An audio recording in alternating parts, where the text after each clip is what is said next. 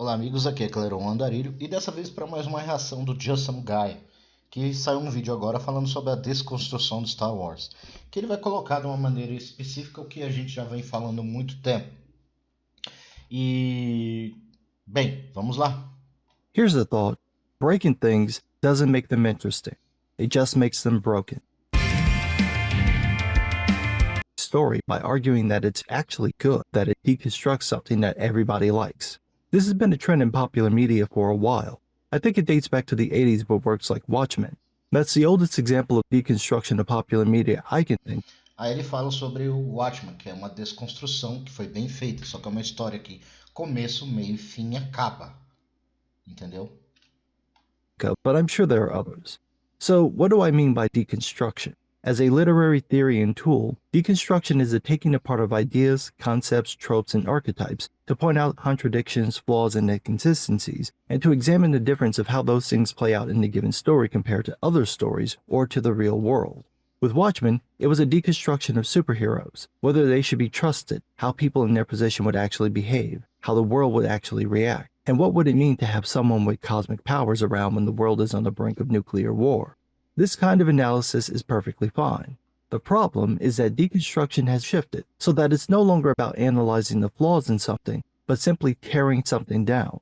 The point now is to find something that people like and eviscerate it. Take every positive element of that thing and twist it into being bad. Basicamente, então em vez de desconstruir realmente como fez no Watchmen, destruir conceitos, mostrar falhas, etc., e depois poder colocar uma correção, uma reconstrução, eles basicamente pegam tudo que é bom e tentam destruir para falar que é ruim. Entendeu? Que é o que eles estão fazendo aqui com Star Wars. If there's no logical way for that to happen, no way for something to be perceived as evil or wrong, then the concept or the characters will be changed to make that happen, even if that Aí que ele fala, como não tem como mudar isso, o que ele faz? Eles alteram os personagens. Personagens que normalmente não fariam tais coisas, acabam fazendo, que é o que fizeram com Luke Skywalker. results in someone acting completely out of character. The end goal is to make the character, concept, story, or franchise unlikable, inside and out.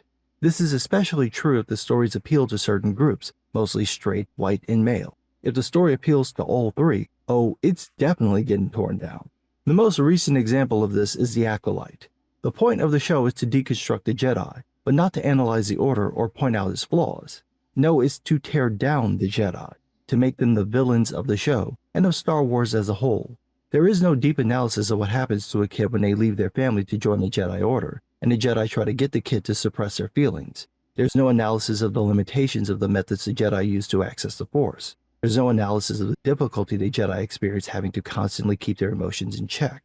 None of that is present in the show because that's not the intent. The intent, the point, is to claim that these things happen without showing evidence of them, and that they're bad, and as a result, so are the Jedi. Not flawed, but bad, evil, irredeemable. So, surprise, that hasn't gone over well with Star Wars fans. And that's Exatamente. Eles não querem mostrar falhas ou mostrar explorar o conceito, a ideia e tentar mostrar falhas, como aconteceu nos episódios 1, 2 e 3, que mostra a queda dos Jedi, que eles estavam orgulhosos, que eles estavam arrogantes, etc. Que mostravam eles falhos, mas eles ainda eram bons. Não, eles querem dizer, não, sabe aquilo que você gostava? Não, é ruim. Entendeu? Basicamente isso. Made some people mad. They are so mad. Why? Because that's not the response you're supposed to have. You're supposed to go along with it. It's interesting watching how people defend The Acolyte. Most of the defenders argue that it's different, as if this means something. Just because something is different doesn't mean it's good. Comic Book Resources put out an article making this case, and it's a perfect example of the problems with its argument. In the article, the writer Jamie Parker says, quote, "The Acolyte is almost over, and fans have begun to see that it isn't a typical Star Wars story. The Acolyte has been offering some unique and fresh views of the galaxy far, far away." No, it hasn't. The Expanded Universe stories touched on these topics many times. The witches from Brendok are basically third-rate versions of the witches of Dathomir. The idea that the Jedi are flawed, arrogant, misguided, and blind to reality has been covered in books set around the time of the prequels all the way back to the Old Republic. Basicamente, o que ele quer dizer é assim, explorar que os Jedi têm falhas, são orgulhosos e que o Código Jedi às vezes tem falhas, já foi explorado, não só nas prequels, mas até na Old Republic e nos livros.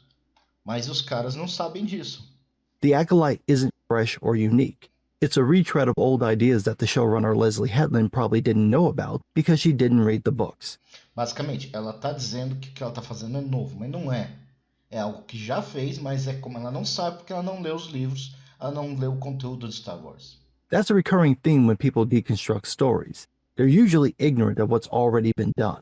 Back to the article, quote, "The Jedi have always been the center of Star Wars and the heroes of the universe. They have done some questionable things, like taking children for training, but these actions have always been ignored or glossed over. For better or worse, the Acolyte is shining a light on the dark side of the Jedi, which matches up with the themes of another controversial Star Wars film. While the Acolyte isn't perfect, it does allow the fans to see the galaxy through a different lens for one of the few times in the saga. Again, this is nothing new if you followed anything from the expanded universe." No caso, ele está falando de um artigo que tenta proteger o acólito, mas ele fala: essas coisas de desconstrução e mostrar as falhas do Conselho Jedi, etc., já foram feitos. Mas eles querem mostrar como se o acólito foi a primeira coisa que fez. Eu não vou mostrar o vídeo todo porque pode dar flag aqui. Mas aqui ele dá um exemplo do Luke, né? His nephew would turn to the dark side, so he got up in the middle of the night and tried to kill his nephew while the boy slept over something that might happen. No caso aqui é que o Luke, né, do Last Jedi, meio que sonhou com o sobrinho dele podendo ir pro lado negro. Aí ele acorda no meio da noite e tenta matar ele. Uma coisa que o Luke nunca faria. The reason this pissed off fans is because Luke saw enough good in his mass murderer father that he was willing to put saving the galaxy at stake just to bring Vader back to the light side of the Force. Basicamente o que ele quer dizer é que o Luke viu a bondade no Darth Vader, mesmo dominado pelo lado sombrio da Força, mesmo dominado pelo ódio, e ele fez de tudo para trazer ele de volta. Ou seja, o Luke não faria o que o Luke do Last Jedi fez. E é o que está falando aqui, né? O que... Aqui. Pissed. The idea that you take someone who was hopeful for the future, who had redeemed a tyrant, and then turn him into a bitter old man who tried to kill a kid over a vision isn't brilliant storytelling. It isn't subverted expectations. It's a sign that all you want to do is tear down what other people like. What makes it worse is that no one bothered to reconstruct anything in its place. That's what deconstruction looks like when it has no genuine motivation. Watchmen is an example of deconstruction of superheroes, but with a purpose. The point is to show that these are just people, and like people, they're flawed. Their goals aren't always altruistic, and some of them do the right thing for the wrong reasons. O que ele está falando aqui, que no Watchmen mostra isso perfeitamente.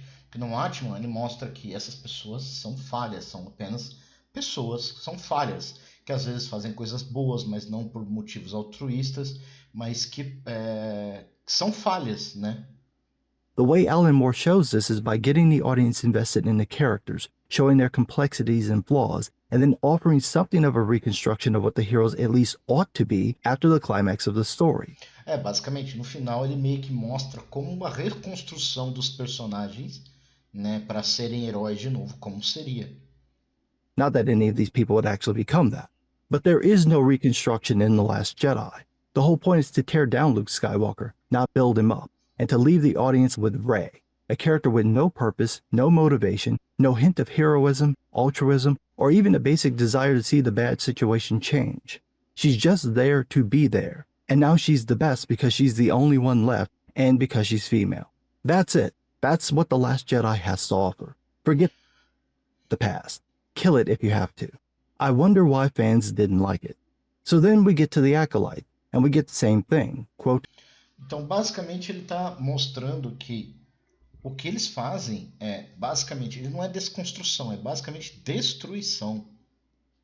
Eles destroem o personagem, porque você gosta deles, para substituir para os outros.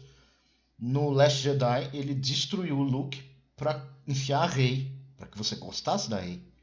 Agora eles estão destruindo o acólito para que você não goste do Jedi. Ou seja, no final, eles não estão fazendo nada, nenhum tipo de desconstrução ou coisa storytelling complexa, nem nada. Não. Eles só estão destruindo aquilo que os fãs gostam. Por quê? Porque eles não gostam dos fãs.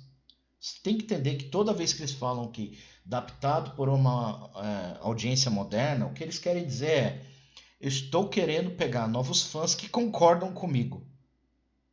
A questão é que as pessoas que concordam com você não gostam de Star Wars, não consomem Star Wars.